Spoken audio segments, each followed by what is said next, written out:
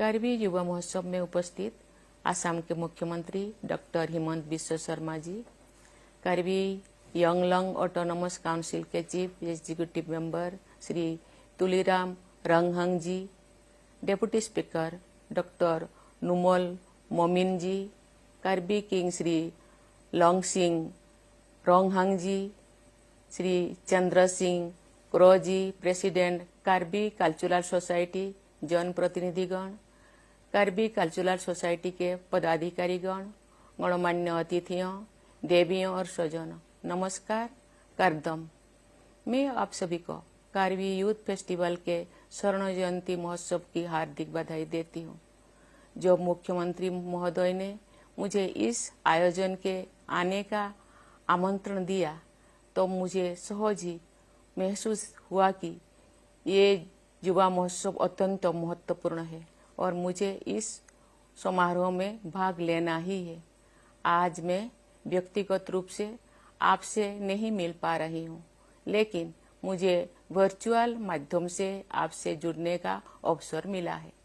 वर्ष 1974 में प्रतिवर्ष आयोजित हो रहा ये युवा महोत्सव अब आसाम ही नहीं बल्कि पूरे देश का कल्चरल कैलेंडर में एक महत्वपूर्ण आयोजन के रूप में अपना स्थान बना चुका है।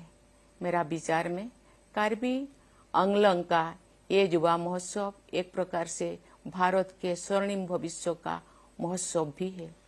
इस युवा महोत्सव को आयोजन करने के लिए मैं आसाम के मुख्यमंत्री doctor Hemant Biswa Sarma ji, Karbi Anglong autonomous council तथा असम राज्य सरकार और कार्बी आंगलोंग जिले के सभी अधिकारियों और कर्मचारियों की सराहना करती हूँ। विलुप्त हो रही जनजातीय कलाओं तथा परंपराओं के संरक्षण के लिए कार्बी कल्चरल सोसाइटी की गतिविधियों की भी मैं प्रशंसा करती हूँ। ये युवा महोत्सव कार्बी जनजातीय समुदाय की सांस्कृतिक विरासत के संरक्षण को प्रोत्साहित करने के साथ साथ अन्य समुदायों के साथ मिलजुल कर विविधता का उत्सव मनाने का भी अवसर है। अतीत की दुखद स्मृतियों से मुक्त होकर उत्साह एवं ऊर्जा के साथ प्रगति पथ पर आगे बढ़ने में इस युवा महोत्सव की महत्वपूर्ण भूमिका रही है। मुझे बताया गया है कि ये युवा महोत्सव पूर्वोत्तर क्षेत्र का अपनी तरह का सबसे बड़ा आयोजन है।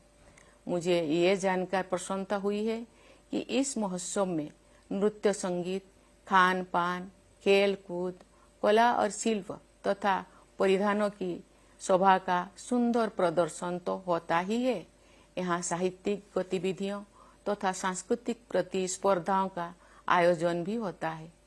इस प्रकार इस महोत्सव द्वारा यहाँ के लोगों, विशेषकर युवा वर्ग में निहित प्रतिभा को बहुआयामी एवं कलात्मक अभिव्यक्ति मिलती है।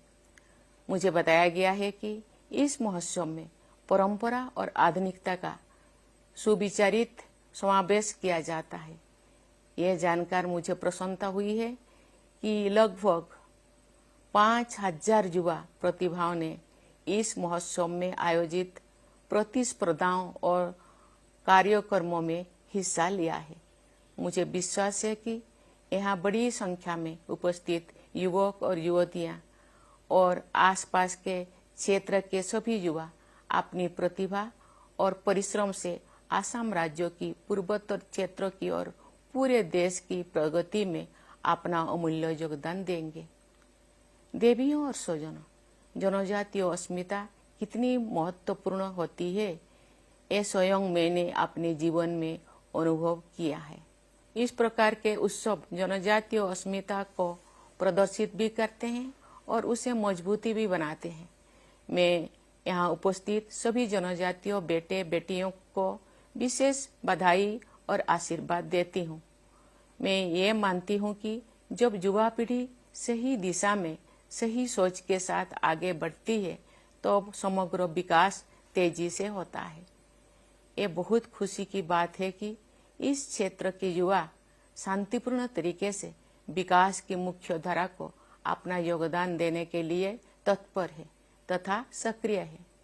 देवियों और स्वजनों, राष्ट्रपिता महात्मा गांधी सहित हमारे राष्ट्र निर्माता और संविधान निर्माता वैश्विक दृष्टिकोण और परंपरागत भारतीय जीवन मूल्यों के समन्वय को प्रोत्साहित करते थे। वे चाहते थे कि हमारे युवा विश्व की आधुनिक उपलब्धियों के आयामों को अपनाएं। साथ ही वे इस बात को लेकर भी सचेत थे कि हम विदेशी प्रभाव तथा आधुनिकता के दबाव में भारतीय संस्कृति और अपने शाश्वत जीवंत मूल्यों को भी मजबूती के साथ अपनाए रखें।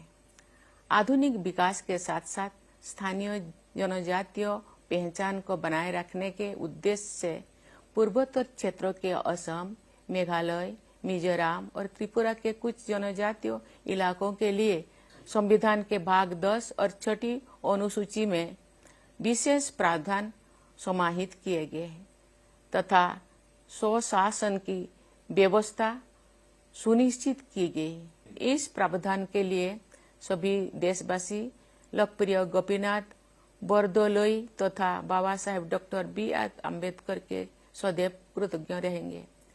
कार्बी लोक संगीत के दिव्य गुरु रंगसिन सार्पो, कार्बी समुदाय के महानायक थोंग नोकबे तथा कार्बी समुदाय के जन जन के हृदय में बसे कचिर रोंगहांगपी की मूर्तियां इस परिसर में स्थापित की गई है। ऐसी विभूतियों का सम्मान करके आप सब अपने परंपराओं का संरक्षण और संवर्धन कर रहे हैं। इसके लिए मैं आप सबको साधुवाद देती हूँ। मुझे ये जानकर प्रसन्नता हुई है कि कार्बी आंगलोंग सहित असम के सभी अनुसूचित क्षेत्र में राज्य सरकार तथा ऑटोनोमस काउंसिल समग्र विकास के लिए प्रतिबद्ध होकर पूरे तालमेल के साथ काम कर रही है।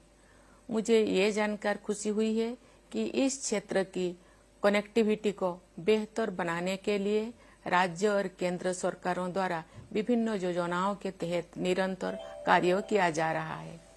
देवियों और स्वजनों, मुझे विश्वास है कि ये कार्बी युवा महोत्सव निरंतर और अधिक प्रभावी तथा लोकप्रिय होता जाएगा। ये महोत्सव भारत के प्रमुख लोक उत्सव के रूप में और भी बड़े पैमाने पर लोगों को आकर्षित करेगा। कार्बी आंगलोंग और पूरे असम सहित समस्त पूर्वोत्तर क्षेत्र की ऊर्जा के प्रभावशाली उदाहरण के रूप में से इस महोत्सव की प्रतिष्ठा निरंतर बढ़ती रहेगी। इसी मंगल कामना के साथ मैं अपनी वाणी को विराम देती हूँ। धन्यवाद। जय हिंद, जय भारत।